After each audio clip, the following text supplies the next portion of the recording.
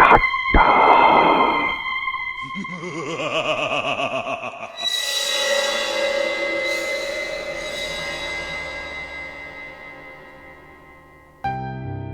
নমস্কার, আমি রমেশ।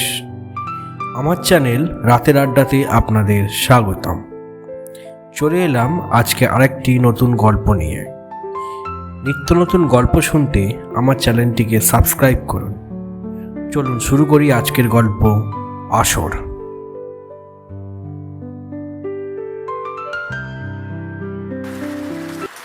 শ্রাবণের বৃষ্টি ভেজা রাত। সেই সকাল থেকেই অবিরাম বৃষ্টি ঝরেই চলেছে। আবির আজ অফিস বেরোলো না।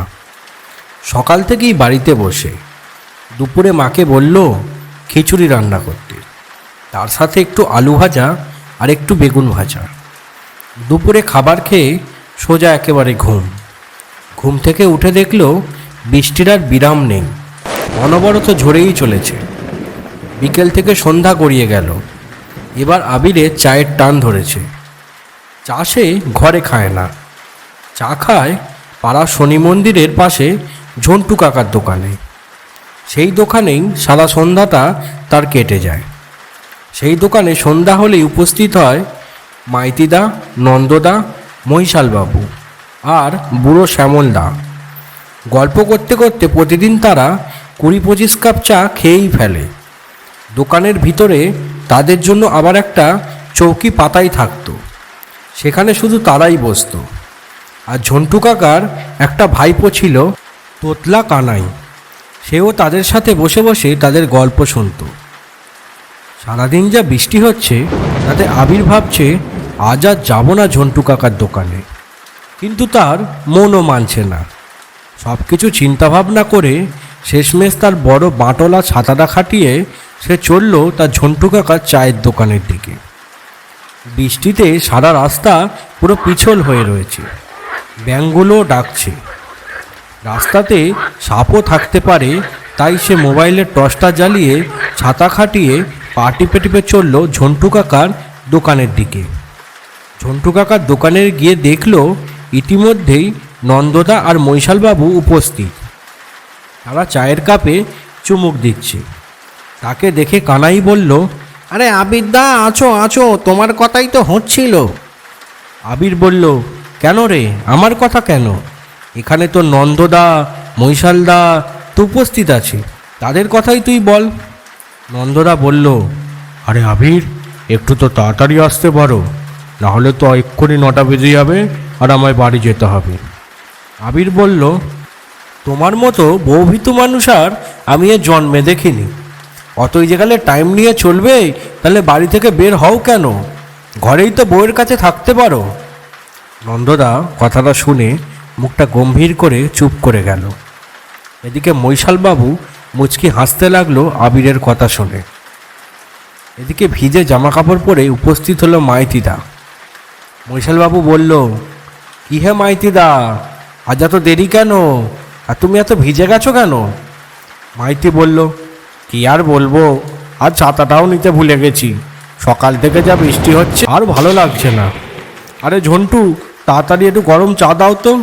ও কানাই ভাই, আমার জন্য একটা গামছা টামছা দে না, মাথাটা মুছি। হাত পা মুছে মাইতিও বসলো ঝন্টু কাকার চৌকিতে। ঝন্টু কাকা আরও 4 কাপ গরম চা দিয়ে গেল তাদের চৌকিতে। চায়ে চুমুক দিতে দিতে আবির বলল, আরে নন্দদা, আমাদের বুড়োটা এখনও ফেরেনি?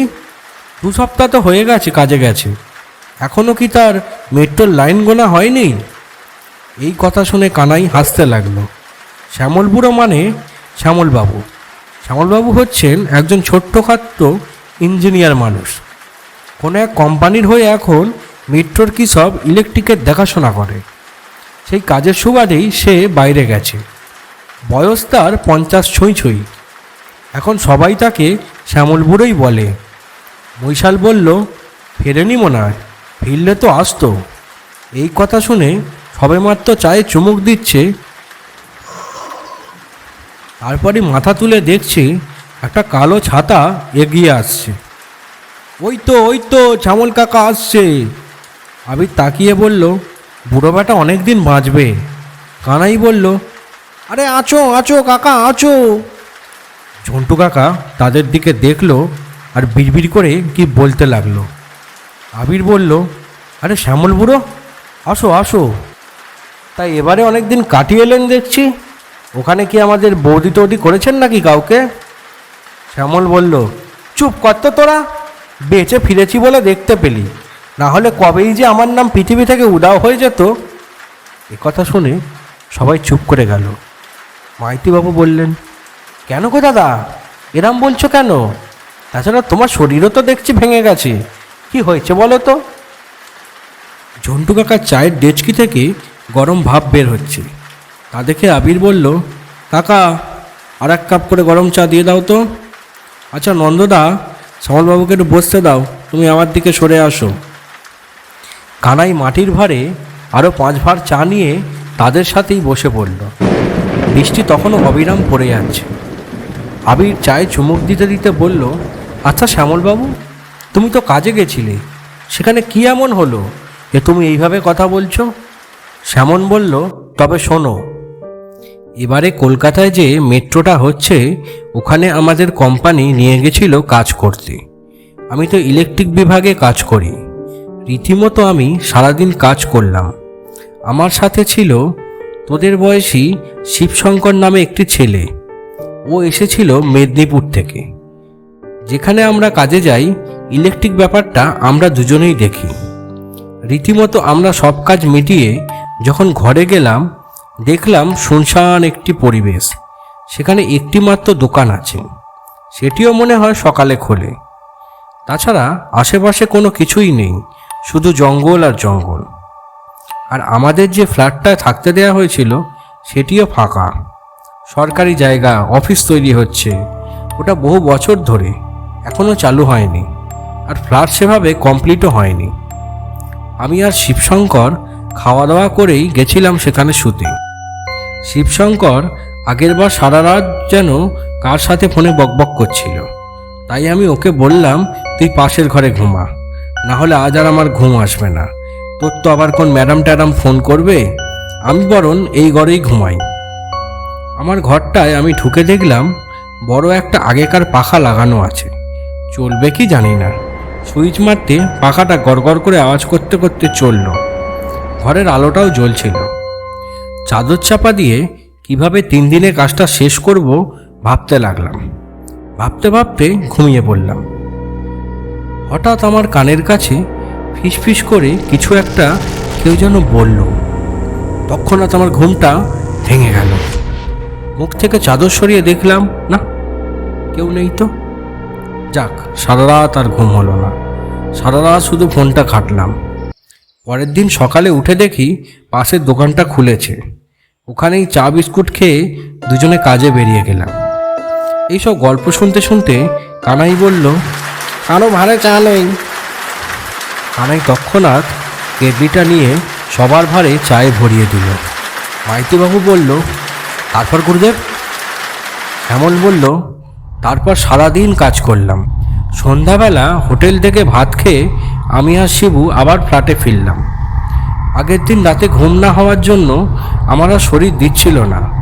আমি তাড়াতাড়ি গিয়ে চাদর নিয়ে শুয়ে পড়লাম। শিবুও কানে হেডফোন লাগিয়ে বকবক করতে করতে ওর ঘরে চলে গেল।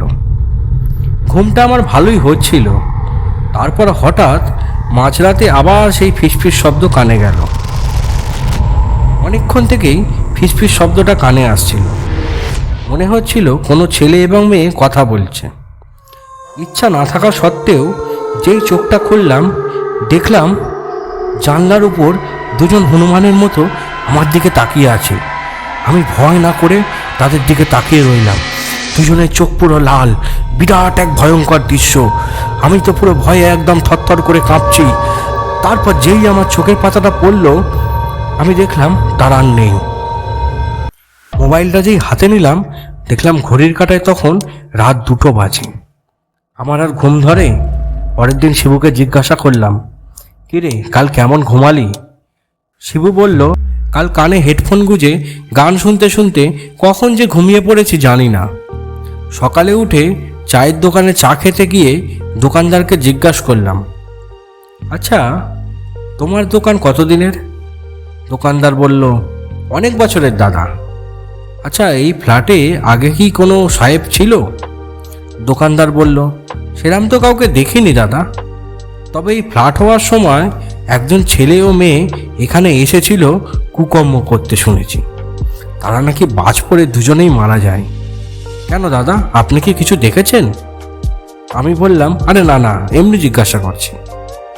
তার মাঝে কানাই বলল, আবিরদা, বাড়ি ফেরার পথে আমায় বাড়ি দিয়ে আসবে। হ্যাঁ। আবির বলল, আরে আচ্ছা আচ্ছা, দিয়ে আসবো, চুপ করতে। নন্দদা বলল, আচ্ছা শ্যামলবাবু, আপনি কি সেই দিনই বাড়ি চলে এলেন? শ্যামলবাবু বললেন, না, আসতে পারিনি কাজ ফেলে।